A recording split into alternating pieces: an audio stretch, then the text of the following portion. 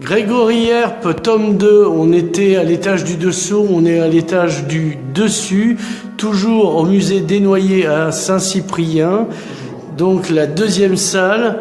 On était dans des pays exotiques, donc Afrique, Cambodge, et on arrive en Europe. Donc on filme rapido les polders qui vont, regardez-les bien, ça va pas durer avec la montée des eaux, parce qu'ils sont déjà sous les eaux, sous le niveau de la mer. Et donc, là, on arrive, mon Dieu, mais qu'est-ce que c'est donc là, on est à Gênes, par exemple. Ouais.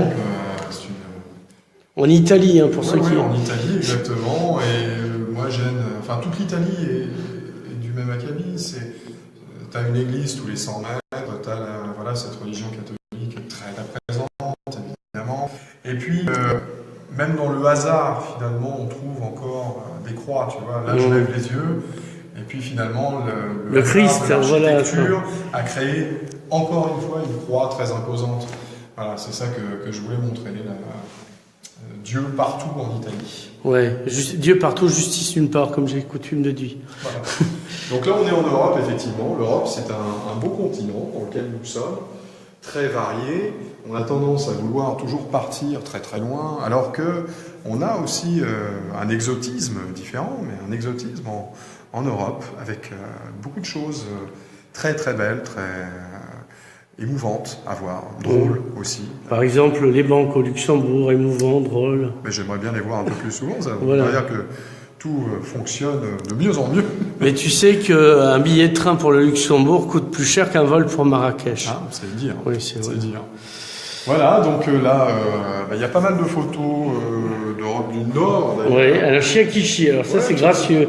N'est-ce pas? Mais t'en as un deuxième même, tu vois. Voilà. Tu regardes bien.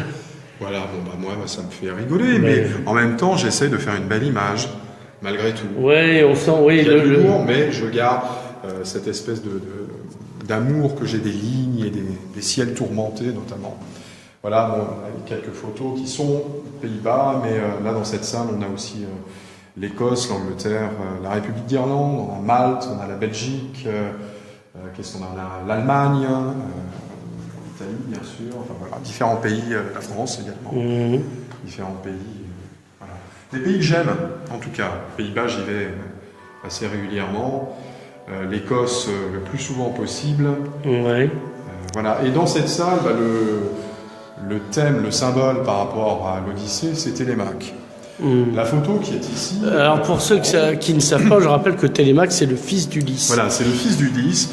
Et sur cette photo qui est en haut, eh bien c'est mon fils à moi. Oui. C'est Arthur, mon Télémaque, donc, qui est assis... On mélange les légendes un peu. Exactement. Il est assis devant le Loch Ness, en Écosse.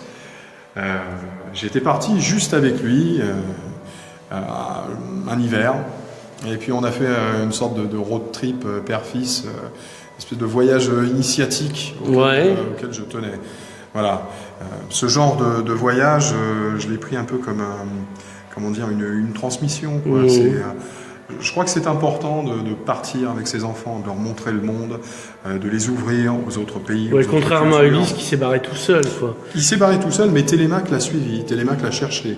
Et Télémaque a favorisé son retour également. Donc il y a beaucoup de choses. Ouais. Il y a beaucoup de choses.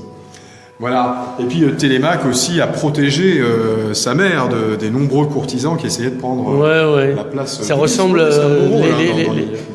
Les courtisans, c'est un peu tous les lobbyistes qu'il y a à la commission de Bruxelles, tu vois. Il faudrait qu'Ulysse revienne comme ça et les massacre avec son arc. On trouve tout le temps des courtisans. Quand t'as du succès, t'as des courtisans. Quand t'en as moins, ils disparaissent. C'est bizarre. Hein. Étonnant, non? Ah, toi, ça c'est... Ça, c'est toute la majesté et la magie de l'Écosse. D'accord. Là, on est dans le parc national du Loch Lomond. Et c'est en plein hiver, là, encore une fois. Donc là, tu roules sans borne, tu vois rien, personne. Pas un Highlander. Rien du tout. Toute petite maison comme ça, qui est au pied d'une montagne, et comme une maison de Monopoly, un petit peu. Et là, tu t'arrêtes et tu profites juste du moment, parce que c'est juste féerique. Voilà, c'est aussi ça l'Europe, c'est beau. Et ça crée des émotions dans tous ces pays qui ont une culture très variée, très diverse, mais très très riche. Voilà. L'Écosse en particulier avec un peuple en plus qui est absolument fabuleux, quoi. Voilà. Après, bon, il y a des choses un peu plus provocantes, parce que j'aime bien la provocation aussi, et puis l'humour. Pas l'humour gratuit, mais j'essayais de trouver des paradoxes, des contrastes aussi, pas que dans le noir et blanc, mais dans les messages qu'on fait passer. Alors là, il y a quelques photos qui sont assez rigolotes. Enfin, celle de Bruxelles, par exemple, qui montre le Manneken-Pis. J'étais devant ce Manneken-Pis, qui est minuscule, hein, pour ceux qui l'ont vu, avec des attroupements hallucinants de touristes et tout le monde qui essaye de prendre plein cadre ce petit bonhomme. Et puis je me disais, mais ça n'a aucun intérêt de prendre le Manneken-Pis complètement dans ta photo, ouais. quoi. Et je me reculais, j'essayais de trouver vraiment une perspective.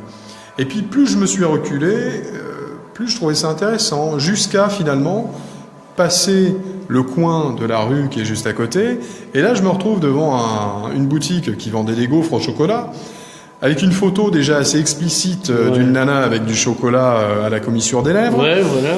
Et voyant ce petit bonhomme tout noir, le zizi à l'air, et cette nana avec son chocolat à la commissure des lèvres, je me suis dit, bah, je l'ai ma photo. Là. Voilà. Et là, j'ai pris cette photo. Mais c'est ça pour moi la photo aussi, c'est vraiment être constamment en mouvement, observer et chercher une nouvelle perspective. Essayer de montrer les choses différemment. Tu avais ce jour-là peut-être 200, 300 personnes en même temps que moi qui photographiaient ce truc-là. Voilà. Tous de la même façon. Version boule à neige, quoi. Ouais, au plus près. Et en se reculant, finalement, on arrive à trouver une image intéressante, différente. C'est ça qui est important dans le reportage. On continue. Oh, de la couleur, mon Dieu. On n'est pas au Mexique, hein, contrairement à ce qu'on pourrait croire, avec ses codes, Gringos, le cactus et puis Jésus. On est aux Pays-Bas, là aussi, tu vois. Ah, ben voilà. Pour te dire que ce pays est étonnant et gagne à être connu. Alors, il y a un peu de street art aussi, parce que le street art, bah, tu sais, c'est un sujet que je photographie un peu partout. Hein, toujours en Irlande, là Non, là, on est à Düsseldorf, on est en Allemagne. Oui, d'accord. Ouais. Au-dessous, c'est la République d'Irlande, c'est Dublin. Ah oui, c'est la photo du bas qui m'a troublé. Alors, il faut regarder les détails, celle d'en bas. Elle paraît comme ça, anecdotique, mais elle est très inquiétante, je trouve. Tu es devant un pub, tu as les cuisiniers qui prennent leur pause, ils fument, tout un tas de sacs poubelles. Et puis, tu as un type qui est habillé en mascotte, hein, c'est un leprechaun. Il prend sa pause aussi, après avoir fait le con dans toute la ville, et il soulève son masque. Et là, si tu arrives à t'approcher du regard de ce type, qui est en train de regarder ses cuisiniers, on dirait vraiment un psychopathe. Quoi. Il les regarde d'une façon comme s'il avait envie de les tuer. Très, très étrange.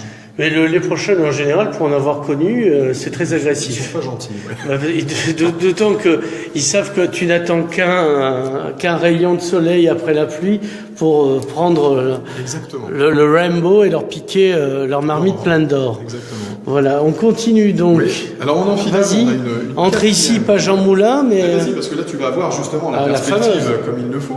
Ouais. Là c'est une...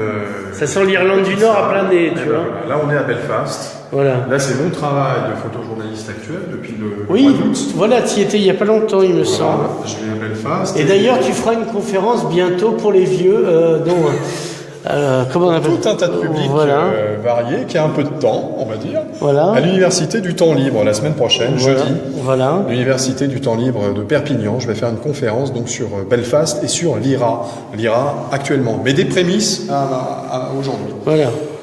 Pour expliquer pourquoi ils veulent leur indépendance depuis 100 ans et puis pour expliquer ce qu'ils font actuellement pour l'avoir. Il n'y a pas que les Catalans qui veulent être indépendants. Alors voilà, j'ai été à Belfast. Alors, c'est le Cyclope, donc. Oui, c'est le Cyclope, évidemment. Il n'y a pas l'éclairage. Non, mais c'est pas grave. Bref. Évidemment, pour des raisons évidentes, quand tu vois la photo, le Cyclope. J'étais à Belfast pour photographier à la base les fresques politiques qui foisonnent sur les façades des maisons dans les quartiers catholiques et protestants. Les quartiers historiquement durs. Et parce que les enfants grandissent avec ça, alors que d'autres enfants dans d'autres pays grandissent avec des images de Disney ou de Pixar, etc. Eux, non, ils grandissent avec ces images très dures d'hommes